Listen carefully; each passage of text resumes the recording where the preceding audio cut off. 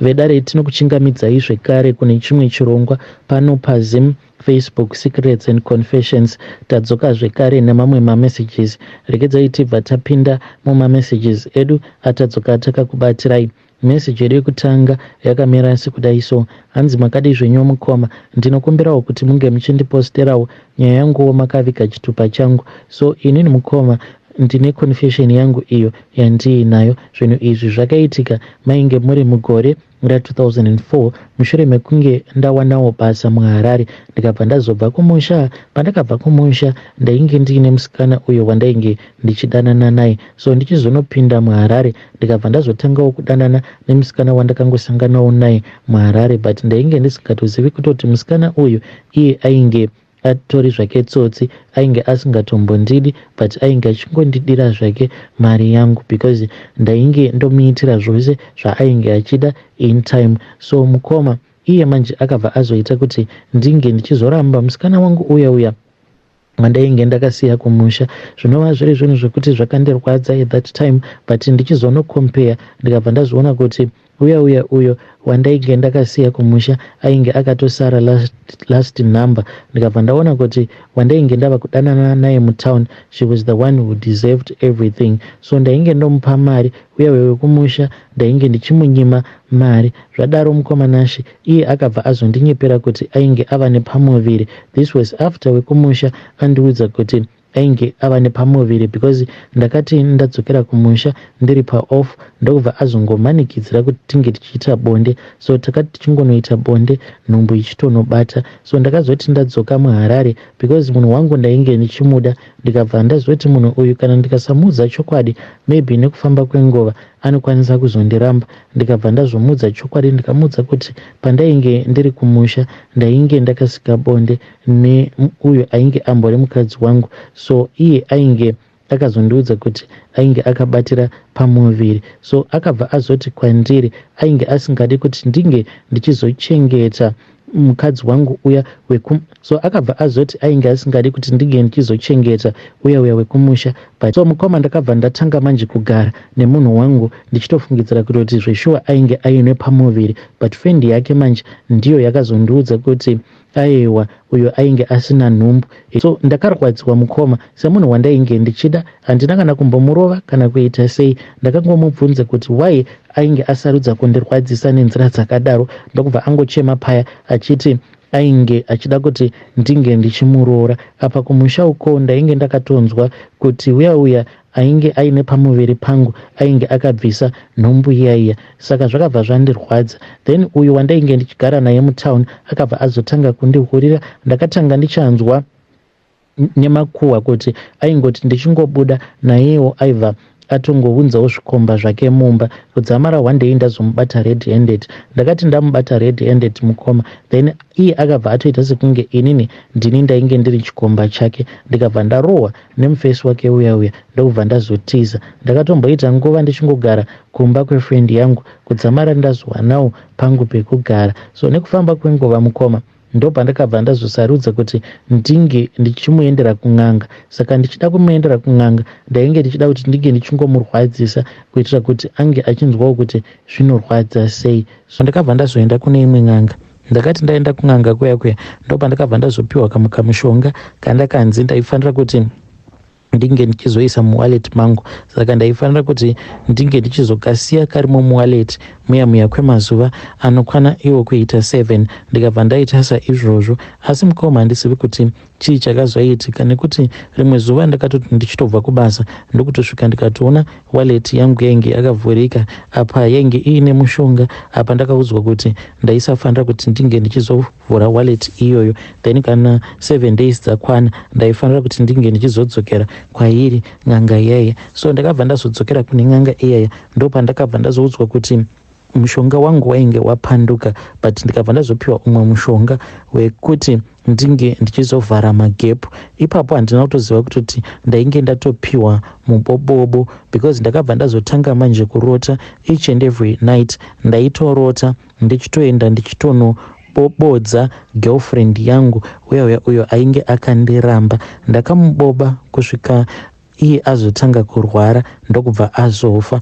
So girlfriend yangu uyu akati afa, handina kuzoramba ndichingorota hope dziya. Ndakabva ndazoroora zvekare umwe mukadzi ndikatoita vana vangu. Iko zvinozvo vana vangu ava vakura. Ndine vana vasikana vanokwana ivo kuita 5, but vose hakuna kana umwe zvake akaroorwa mukoma. Saka ndiri kukumbirawo kana kuinewo vanokwanisa kundibatsira, vanokwanisawo kundishandira kuitira kuti mweya uyu wemubobobo unge uchizobva mandiri, ndisaramba ndichingobobodza vana vangu, because ndinotoita vekuchinjanisa each and every day kuti nhasi kana ndiri kweuyo mangwana ndinenge ndiri kweuyo. Vana vangu vari kutambudzika, ende ivo baba vangu vakatosvika pakutondinanga vakati, baba, tikuti kana tikafamba tiri kubata imi, kochiko chiri kumboitika nai baba.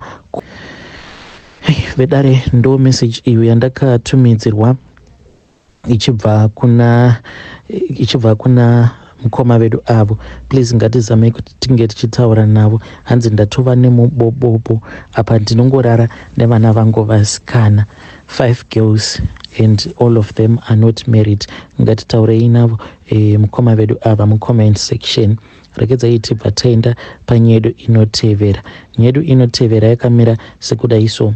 Hanzi makadizvo nyomukoma, ndinokumbirawo kuti munge muchindiposterawo nyaya yangu makaviga chitupa changu. So inini mukoma, kubva pakatengwa motikari nemurume wangu, mwana wangu iye anovhumuka, ende anoti kana atanga kuvhumuka zvaanenge achiita zvinenge zvichityisa, kuita sekunge munhu anenge abatwa nedhimoni. Apa simba raanenge ainaro, simba racho rinenge richityisa. Mwana wangu uyu mukoma iye ane 6 years, but anoti kana atanga kuvhumuka kudaro haumubati. Zvatinongoita ndezvekuti tinobva tangokiya do. Iyewo murume wangu anenge achitotya kumubata mwana uyu. Saka mwana achivhumuka anenge achitaura kuti iye ari kuda kurumwa nenyoka. Anenge achiona nyoka, apa anenge achiti nyoka iyi inenge yatumwa nababa vake. Ati murume sofa ndiri kumubvunza kuti nhai kochi chiri kuitika pamwana, iyewo murume kuti tinge tichifamba ari kuramba, but kana iri semotikari kuti nditi mari yacho yaakashandisa pakutenga motikari, mari yacho yakabvepi? Honestly I don't even know. Mukomanashi pamwe pacho anoti pane munhu anenge achida kurara naye nekusimtu. Mwana wangu atambudzika apa nezera rake. Ndinombonamata ndichiti, Mwari, komadi mangoti izvo zviri kuitika pamwana wangu zvinge zvichingoya hazvo zvoitika kwandiri, because ndinomunzwira tsitsi mwana wangu every day. Zuva kana rikangonzi radoka chete, mumba munenge musisina kana peace nekuda kwemwana wangu. Anenge achingovhumuka, dzimwe nguva anokwanisa kutoti kana makagara so obva adongorera kuseri kwemasofa achiti kunenge kuine munhu anenge ariko anenge achimutaimira. Apa murume wangu chinondirwadza ndechekuti mwana achiita zvese izvi zvaanenge achiita, murume wangu anenge achitopopota, akuti ndinobva ndaita very confused, kutadza kuziva kuti saka ndoita sei. Uko murume achipopota, mwanawo achitaura zvinotyisa nekusaita zvaiko. Zvinozvo mwana uyu tava kutorara naye mubedroom. Ndinongoitawo wekuwaridza pasi, kana kuri kunzwo kana zvakakwidza musi wacho ndinototi ndinge ndichirara naye pasi ipapo, because pane pamwe paakambozviruma rurimi. Saka ndinotya kuti kana ari ega maybe anokwanisa kuzozvikuvadza. Hey, vedari ndo message iyo yandakatumidzirwa ichibva kuna vahanzvadzi vedu avo. Hanzi mwana wangu akatombosvika pakuzviruma rurimi, saka ndinotya kuti anokwanisa kuzozvikuvadza ari ega. Apa murume chake chaanongogona kungopopota chete kana mwana uyu akatanga kuvhumuka. Hey, zvakangoma hazvo vedu wei. Hanzi saka vahanzvadzi vedu ava vakabva vati murume wangu business rake iye anda basa rekutengesa mitsvairo uye anotengesa mabuckets aya anenge aine element ekuti unge uchizodzisa mvura. Anzi ndo business remurume wangu. But kana mukaona motikari yaakatenga, akatenga bango remotikari, mari yacho kuti titi yakabva kupi handitombozivi. Kana veukama hanzi vanoti vakandibvunza ndinotoshayiwa kuti ndovapindura ndichiti kudii. Apa mwana ari kungogara achingovhumuka almost each and every night. Ngatitaurei navo mucomment section. Regedzai tibva taenda panyedu inotevera. Nyedu inotevera yakamira sekudai so. Hanzi makadi zvenyu mukoma, ndinokumbirawo kuti munge muchindiposterawo nyaya yangu makaviga chitupa changu. So kambani yedu yakapawo vanhu mapromotions, and I was one of those people akazopiwawo promotion. But mukoma, there is someone iko zvino zvichitaura kudai who is 6 feet underground, ainge achifanira kuti iye ange achizopromotewa. So inini nemhuri yangu tiri kugarawo kuno kuSouth Africa because of that promotion that we got. Zvakaitika mukoma ndezvekuti takangonzwawo kuti kwainge kuchazopiwa vamwewo mapromotions ekuti vange vachizoenda vachinoshandawo out of the country. Then ini ndikabva ndazoenda kune imwe ng'anga, saka ava vakabva vazondibatsira. Ndikabva ndazonzi ndaifanira kuti ndinge ndichitenga huku yeblack but iri yechiboy. Ndakabva ndazotenga huku yaya, ndikabva ndazouya nayo kwavari gogo vaya. Vakazoita zvavakaita nayo huku iyaya, but zvavakaita mukoma ndezvekuti vakabva vazonditi ndinge ndichizonyora pasi zvose zvandainge ndichida kuti zvinge zvichizoitika. Saka ndakatonyora ndikatoti ndainge ndichida kuti ndinge ndichizopromotewa. Uya wandainge ndakanzwa kuti ndiye ainge achazopromotewa, ndainge ndisingadi kuti ange achipromotewa. Saka vakazoti vachiita zvavainge vachiita, vakabva vati wedzera unyore kuti kana zvichibvira anofanira kuti ange achifa kuitira kuti inini ndinge ndichizowana promotion. Mukoma ndakabva ndangonyora paya ndikabva ndati kana zvichibvira, ndakabva ndangonyora paya ndikabva ndati kana zvichibvira iwe uri kufanira kutoti unge uchifa kuitira kuti inini ndinge ndichizowana promotion. Saka nerimwe zuva mukoma takatoti tiri kubasa, ndainge titori muoffice mangu, ndirimo muoffice mangu memya, ndakabva ndangoona munhu akangoti mvee, door remuoffice mangu rikabva ratovhurika. Saka ndakatoshamisika zvekuti ndakabva ndatosimuka ndikabva ndatoenda ndikanodongorera because ndaifungidzira kuti zvimwe kuda pane ainge achida kupinda muoffice mangu. Bva ndazodongorera mupaseji muya ndokubva ndazoona chimwe chainge chakaita chimumvuri. Mukoma chimumvuri chiya chakabva chazongonopinda muoffice yemurume uya wandainge ndichida kukuvadzisa. Pasina kana nguva ndobva ndakazongonzwa murume uya achiridza mhere. Vanhu vakazoti vachienda kuya ndokubva vatonoona kutoti ainge atostroka. That guy, he then died of a stroke. This was the following day. Saka usiku ndakati ndachaisa ndokubva ndazoenda kumba kwavo gogo vaya. So vakabva vazondipa huku iyaya, vakabva vanditi ndaifanira kuti ndinge ndichibvisa nhumbi dzangu dzose, ndokubva ndaita saizvozvo. Vakabva vanditi huku iyi ndikuda kuti unge uchizoiuraya. Saka ndakabva ndazovakumbira banga, vakabva vati kwete, uri kufanira kuti unge uchiiuraya. It's either uchaita yekungomonya mutsipa kana kuti uchaita yekungoruma pahuro apa, then wobva watoiuraya. Saka vakabva vanditi kana ndikaita zvekumonya mutsipa painge paine dzimwe mhiko dzandaifanira kuti ndinge ndichizoita, but kana ndainge ndichazoita yekungoruma pahuro apa kusvika yafa, hanzi hakuna dzimwe mhiko dzandainge ndichazoita. So mukoma ndakabva ndabuda panze, huku yaya ndakaita yekudzipa, ndikabva ndakaibata makumbo. Nerumwe ruoko ndainge ndakaita yekubata mapapiro, ndakazanganisa nemusoro wayo ndikabva ndazoiruma, then huku yaya ikabva yazofa. Huku iyoyo ndakanzi paya pandakapedza kuiruma ndikabva ndazonzi ndinge ndichikandira mumhepo. Ndakaikandira mumhepo ikambozama kuti inge ichibhururuka ndobva yazodonera pasi, yakazomhanya huku iyoyo ndokubva yachizotanga manje kutandadza ikabva yazofa. So this is what happened mukoma. Mvezi uyu the following day akabva azofa. Mushure mekunge afa, as a company we then went kurufu rwake. We also went back to his village. Takati tasvika kuya ndopa ndakazonzwa zvichinzi hanzi kune vamwe vainge vakaona moto, but moto uyu hanzi vakamuona uri pamusoro pekombi iyo yainge yakatakura coffin rake murume uyu, but chipoko chake haiwa handina kana kumbogara ndakachiona. Throughout the funeral handidi kukunyeperai ndainge ndichitya ndichiti zvimwe kuda ndichamuona mfesi uyu, but it has been so many years. Ndakasvika pakuzoya kuno kuSouth Africa, kuti nditi ndakazoenda kun'anga zvekare ndingakunyeperai, uye chipoko chake handina kana kumbochiona. Pamba pangu hapana kana anything chiri mysterious chinomboitika pamba pangu. Vedare ndo message iyo yandakatumidzirwa ichibva